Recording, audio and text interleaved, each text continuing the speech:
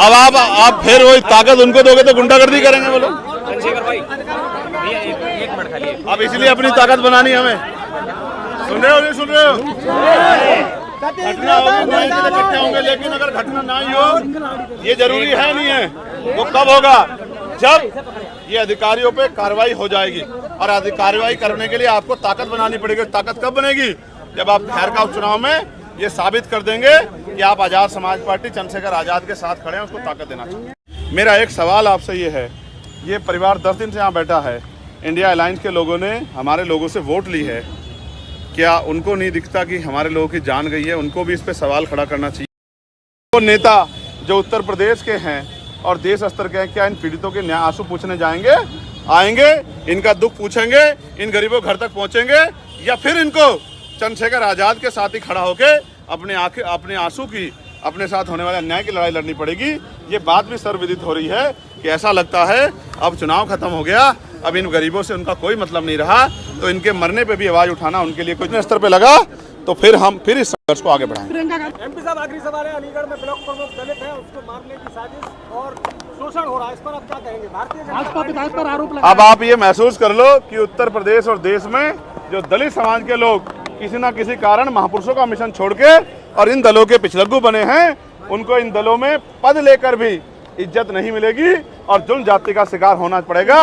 मैं अपने बहुजन समाज के भाइयों बहनों से कहना चाहता हूं कि उनको महापुरुषों के मिशन को आगे बढ़ाने के लिए और अपने लोगों के संरक्षण के लिए इस तरह के विचारधारा दलों को छोड़ के आजाद समाज पार्टी में आके मजबूती से महापुरुषों के मिशन को आगे बढ़ाना चाहिए और अपनी आवाज को गठबंधन के प्रदर्शन को लेकर क्या कहेंगे?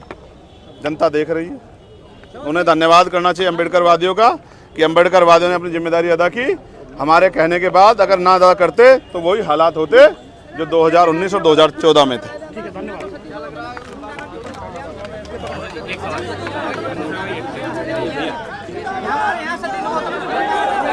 कौन है सतीश गौतम? अब आप फिर वही ताकत उनको दोगे तो गुंडागर्दी करेंगे वो लोग। चंद्रशेखर भाई एक मिनट खाली। अब इसलिए अपनी ताकत बनानी हमें। सुन रहे हो नहीं सुन रहे हो? घटना होगी तो इकट्ठे होंगे, लेकिन अगर घटना ना ही हो, ये जरूरी है नहीं है, वो कब होगा? जब ये अधिकारियों पे कार्रवाई हो जाएगी। और कार्रवाई करने के लिए आपको ताकत बनानी पड़ेगी। ताकत कब बनेगी? जब आप खैर का उपचुनाव में ये साबित कर देंगे कि आप आजाद समाज पार्टी चंद्रशेखर आजाद के साथ खड़े हैं, उसको ताकत देना चाहिए। एलन मस्क के बाद में लगातार ईवीएम का विरोध हो रहा है, विपक्ष कह रहा है ईवीएम से आगे चुनाव नहीं हो रहा। एलन मस्क का एक ट्वीट आया। देखिए, मैं मानता हूं कि लोकतंत्र जनता के लिए है, तो जनता को जिस भी विषय पर संदेह है, चाहे वो ईवीएम हो या इलेक्शन कमीशन हो, सबको स्पष्टीकरण देना चाहिए। और जनता अगर चाहती है बैलेट से चुनाव हो, तो सरकार को, इलेक्शन कमीशन को कोई परेशानी नहीं होनी चाहिए, फिर चुनाव बैलेट पेपर से करा देने चाहिए। जनमत का सम्मान होना चाहिए। जो अधिकारी इलेक्शन कमीशन में है और जो सरकार भी है, वो जनता के द्वारा बनाई गई है। और इलेक्शन कमीशन में बैठे, एसी के कमरे में बैठे अधिकारी भी जनता के टैक्स के पैसे ही तनख्वाह लेते हैं। तो जनता के मुद्दों को सुनना और उनको उनके मन में लोकतंत्र, संविधान और संवैधानिक संस्थाओं के प्रति विश्वास बनाए रखने के लिए अगर जनता ये चाहती है कि बैलेट पेपर से चुनाव हो, तो एलन मस्क की जरूरत नहीं है। यहाँ की जनता की मांग को मानकर ही यहाँ के इलेक्शन कमीशन को ये फैसला लेना चाहिए। क्या लगता है 2400 दुरुपयोग भी हुआ इसका?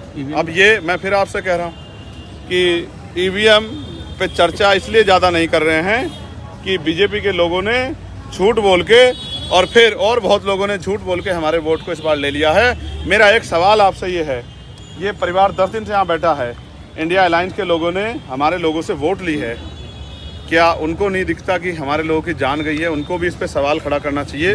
क्या वो नेता जो उत्तर प्रदेश के हैं और देश स्तर के हैं, क्या इन पीड़ितों के न्याय आंसू पूछने जाएंगे?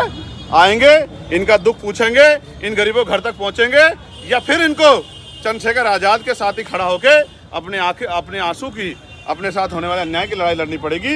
ये बात भी सर्वविदित हो रही है कि ऐसा लगता है अब चुनाव खत्म हो गया, अब इन गरीबों से उनका कोई मतलब नहीं रहा, तो इनके मरने पे भी आवाज उठाना उनके लिए कोई जरूरी बात नहीं है। इधर उधर के 100 मुद्दों पे आवाज उठेगी, लेकिन दलित, पिछड़े, आदिवासियों और मुसलमानों, जैन, सिख, ईसाई, बौद्ध, पारसियों के दमन पे भी, उनकी हत्या पे भी सवाल खड़ा करना चाहिए। ये भी उनकी जिम्मेदारी जिन्होंने संविधान के नाम पे वोट